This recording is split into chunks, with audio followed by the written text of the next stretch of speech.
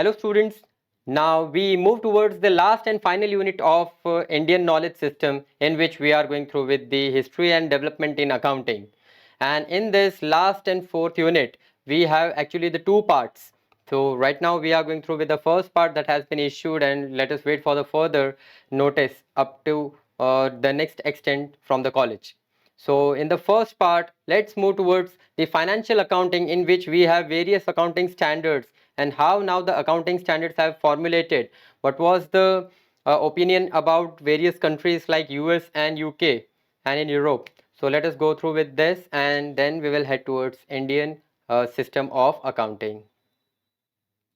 Now, financial accounting and reporting remains a core tool for entities for communication with its stakeholders. As we all know, the accounting is the language of the business, but in its the semantics for such communication, accounting standards are the grammar of such a language used by the entities. अगर financial accounting एक subject है, language है, तो जो accounting है, इसके reports, financial reporting, ये उसका ग्रामर होगा. तो आइए देखते हैं कि अकाउंटिंग ग्रामर किस तरह से आगे बढ़ा and how it has formulated the separation of ownership and management in the growing business and in the modern day complexities the importance of timely and accurate communications. The grammar, that is accounting standards, it blends the uniformity in reporting and facilitation of unambiguous information, unnecessary information with the variety of stakeholders, including but not limited to owners, stakeholders, shareholders, employees, regulators, trade businesses, relations, and revenue authorities, etc. It means accounting standards have been formulated for all, just not limited to the owners or shareholders. सिर्फ यही हमारे accounting stakeholders नहीं हैं. In fact, the government, the debtors, creditors, our employees, our top level, middle level, and bottom level management also uses our business reporting accounting. Right?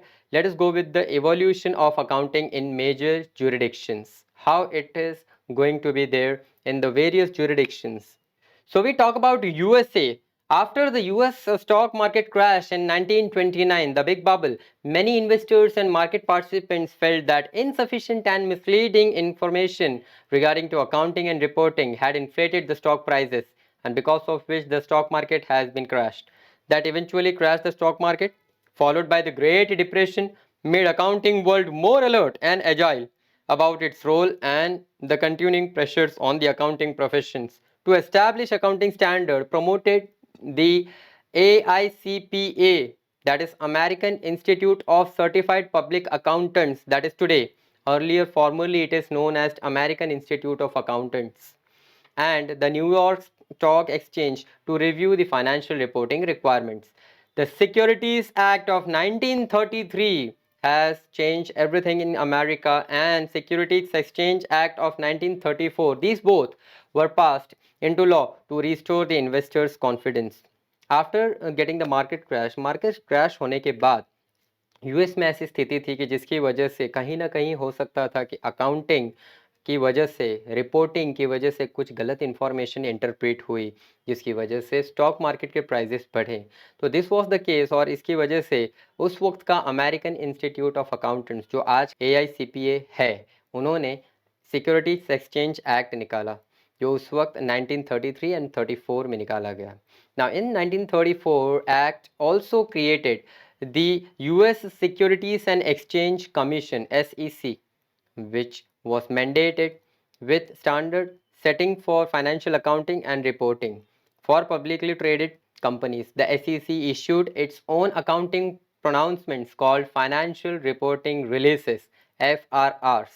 We are going to say them FRRs from now onward. The Committee on Accounting Procedure, CAP, and American Institute of Accountants were the very first private sector standards setting bodies. During 1938 to 1959, the CAP issued 51 accounting research bulletins, that is ARBs, accounting research bulletins. अब इन सारे accounting research bulletins को जब issue किया गया 1938 to 1959, यहाँ एक committee CAP बनाया गया, who has regulated 51 accounting such research bulletins. And इसके बाद ये CAP रिप्लेस हुआ अकाउंटिंग प्रिंसिपल बोर्ड से, that is APB, which was setup under the recommendation of special committee appointed by AICPA, and that has issued 31 accounting principal board opinions APBOs, 4 statements and several interpretations during its tenure from 1959 to 1973. Now, emphasizing the significance of an independent standard setting structure, the APB was reorganized in 1973 into a new body called Financial Accounting Standard Board FASB, and as compared to APB's 18 to 21 part-time members who mostly represented public amongst firms, the FASB has 7 full-time members representing the accounting professions, industry and other various interest groups or stakeholders such as government and accounting educators. तो इनके पास जितनी भी ये financial accounting standard boards के members थे, इसमें 18 to 21 part time, 7 full time members थे, जो काफ़ी सारे अलग अलग एरिया से, अकाउंटिंग प्रोफेशंस, इंडस्ट्रीज और बाकी सारे स्टेक होल्डर्स से भी, एंड इवन फ्रॉम गवर्नमेंट काफ़ी सारे एजुकेटर्स जुड़े इसमें. In 1984, FASB formed the Emerging Issues Task Force EITF with the members of the FASB, auditing firms and industries with the role of responding to emerging accounting and financial reporting issues, and publish its pronouncements in the forms of EITF issues considered to form the part of US GAAP, that is generally accepted accounting principles. So we can say after a kind of any bad or negative experience a person learns, like this US has learned a lot and they have made some several changes which are now taken worldwide. Now let's talk about how UK was going through with it. In Europe, the efforts in the UK and Europe to create an international body to establish international accounting standards were also gaining widespread support because of experience of US, and which led to the creation of International Accounting Standard Committee, today's IASC, in mid 1973. Just like the FASB's EITF, the IASC established the Standing Interpretation Committee SIC in 1977 in Europe to study accounting issues and problems that required authoritative guidance. Later, in 1977, the International Federation of Accountants IFAC came into existence as a result of an agreement signed by 63 accounting bodies representing 49 countries. यहाँ बहुत सारे Europe के 49 countries एक साथ आए और 63 accounting bodies यहाँ regulate किए गए, in which the agreement was signed. The main objective of IFAC is the development and enhancement of a coordinate worldwide accountancy profession with harmonized standard. इन्होंने कहा कि हर एक जगह पर सेम और हार्मनी से स्टैंडर्ड्स होने चाहिए so that we can compare the results. ICAI is a member of IFAC since its inception, and later in 2001 the IASC reorganized itself to act as an umbrella organization to a new standard setting body, the International Accounting Standard Board. The accounting standards issued by this board were designated as international financial reporting standards. इन्होंने IFRS बनाए, काफ़ी सारे standards बनाए, and the IASB continue to adopt the 41 international accounting standards.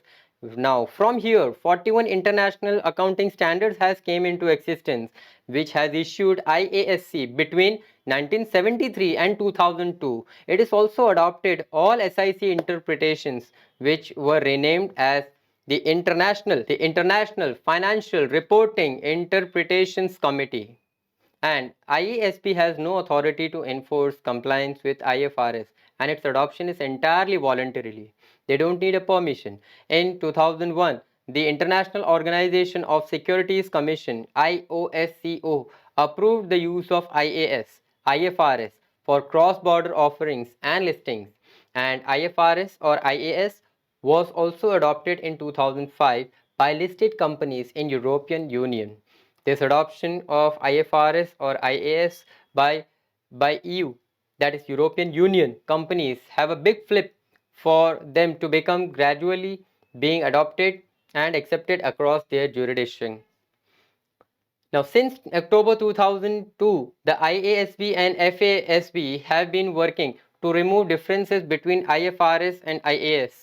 and US generally accepted accounting principles towards a common set of highly quality global accounting standards. In 2002 they have collapsed, और यहाँ पर एक conflict आया कि दोनों में से कौन सा हम आगे वर्ल्ड वाइड रखें. Their commitment to the convergence effort was embodied in a memorandum known as Norwalk Agreement. A Norwalk Agreement has come into existence. Now, the major prevalent accounting practices in the world today can be bifurcated in two broad categories that are here. First, international financial reporting standards that are issued by International Accounting Standard Board. They are prevalent in more than 100 countries. European Union, Australia, Canada, etc. They were following IFRS, and US GAAP is followed in United States of America. So how they are to be harmonized? And let us see about what was the history and evolution of accounting and auditing in modern India after that. The evolution of India's present day accounting system can be tracked back to as early as the 16th century, with India's trade linked to Europe and Central Asia through the historic Silk Route. Earlier, Indian accounting practices reflect its diversity, as India has many official languages and scores of dialects spread over the numerous states. So, यहाँ हमारे आधुनिक भारत की जो आज accounting है, auditing है, उसका evolution कैसे हुआ, इसके बारे में बताया जा रहा है कि कहीं सिल्क रूट के ट्रेड के थ्रू 16th सेंचुरी में यूरोप और सेंट्रल एशिया के साथ जो हमारे ट्रेड होते थे, इसके दौरान हमारे जो अकाउंटिंग स्टैंडर्ड्स हैं, ये ज़रूरी हुए कि बाकी के जो अकाउंटिंग स्टैंडर्ड्स उनके साथ भी हम मैच करें. So now, in 1857, the first ever Companies Act in India has been legislated. 1866, law relating to the maintenance of accounts and audit thereof introduced. Formal qualification as auditor was now required. Now, so long back, now in 1913, New Companies Act enacted. Books of accounts required to be maintained specified. They are now specifically has mandatorily to be now formed. Formal qualifications to act as an auditor when were named, and certificate from the local government was required to act as an auditor. So now आप ये कह सकते हैं एक तरह से 1913 से auditor की शुरुआत हुई, एक सर्टिफिकेशन ऑडिटर का बना, and unrestricted certificate to act as an auditor throughout British India, and restricted certificate to act as an auditor only within the province concerned, and in languages were specified in the certificate.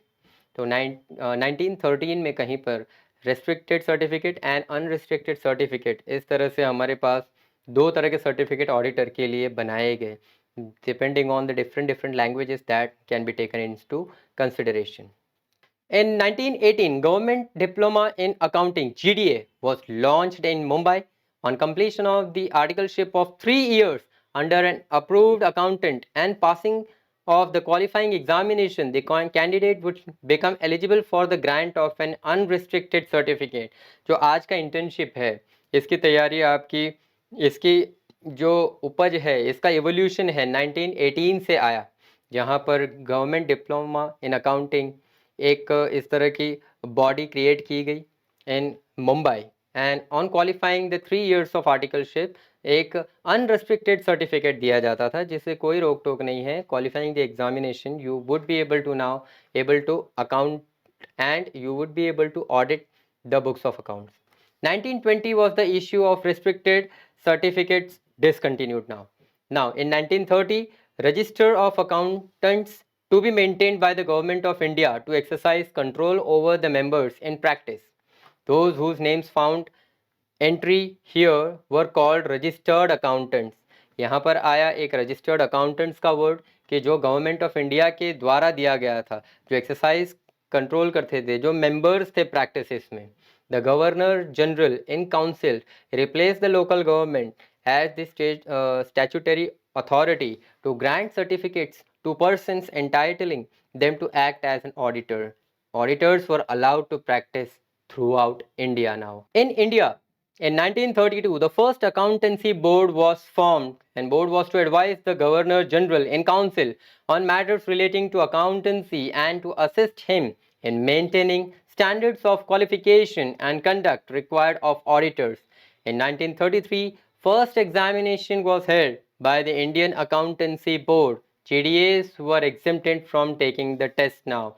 अब 1933 के बाद GDA test नहीं लेती है. 1935 the first final examination was held. GDAs were exempted from taking the test again, and now in 1943 totally GDA was abolished. In 1948, expert committee formed to examine the scheme of an autonomous association of accountants in India. और ये जो expert committee है, it has gave the birth to the Chartered Accountants Act in 1949, passed on the 1st May. The term chartered accountants came to be used in first place for the first time in Indian registered accountants instead of in place of Indian registered accountants.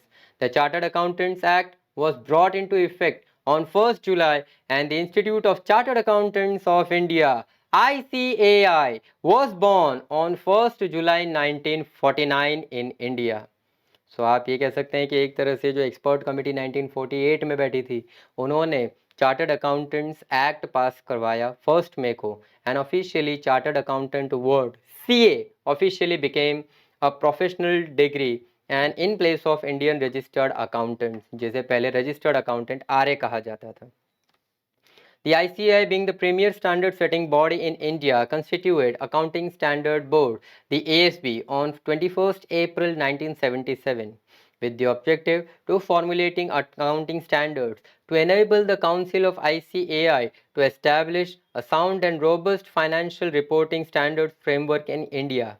The ASB takes into consideration the accounting standards at the international level, IFRS, IAS, and sets national standards based on those, so that national standards are broadly aligned to the global accounting principles, जिससे कि हमारे जो national standards हैं ये globally भी accept हो, उनको globally भी compete किया जाए. ASB is represented not merely by members of ICAI but also representative from government including revenue departments, RBI, IRDA, MCA, and chambers of commerce. From 1977 to 88, ICAI notified 11 accounting standards that are known as AS, made in consultative manner by ASB, but these notified AS lacked statutory recognition. 1977 से 88 में 11 साल तक 11 accounting standards तो बनाए गए, but इन्हें statutory recognition नहीं मिल पाया, and because of this, the statutory recognition and legal force was provided to accounting standards by amendment made in 1999 to the Companies Act 1956. New subsections 3A, 3B, and 3C were inserted in section 211, which required that every balance sheet and profit and loss account of the company complied with the accounting standard prescribed by the central government in consultation with the National Advisory Committee on accounting standards. So it was NACAS जिसने balance sheet and profit and loss statement को harmonize किया.